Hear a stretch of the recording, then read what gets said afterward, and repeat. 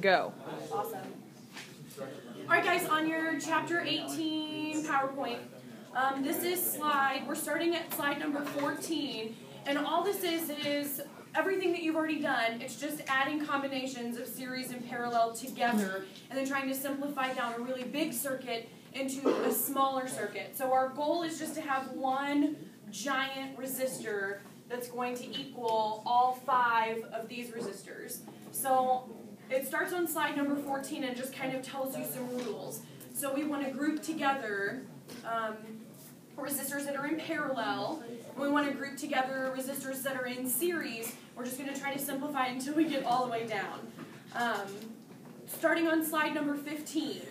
The picture that's on slide 15 is the exact same thing as this picture that's up here on the board.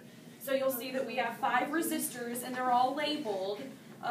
I'm not labeling them because I think it'll just be simple that you know that this is a resistor and you know that this is the amount of resistance. So remember the little horseshoe, Patrick likes to call them horseshoes, that would symbolize resistance, which the unit is called ohm. Oh, very good, from the crowd, very good.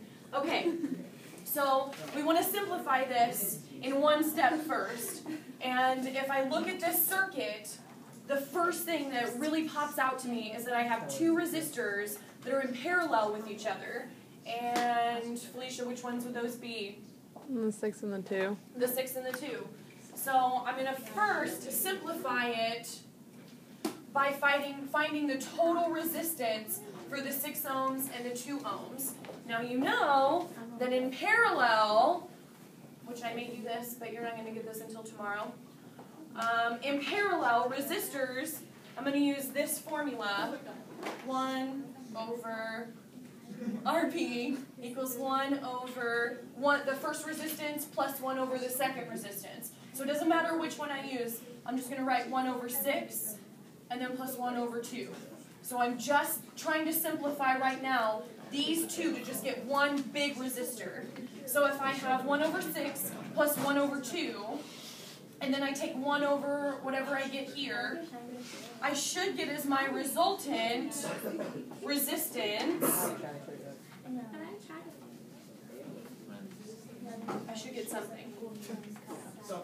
Something. That'd be 4 over 6. I should get 1.5.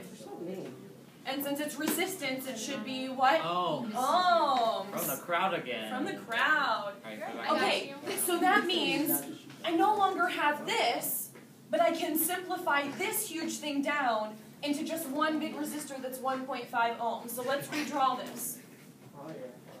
So much redrawing. Do I have to take an art course to prepare for this class right here? No. I mean, look at mine. I'm not the best circuit drawer. Look, Mom, I'm on TV. What was that on? It's not on us. No, I watched it last night.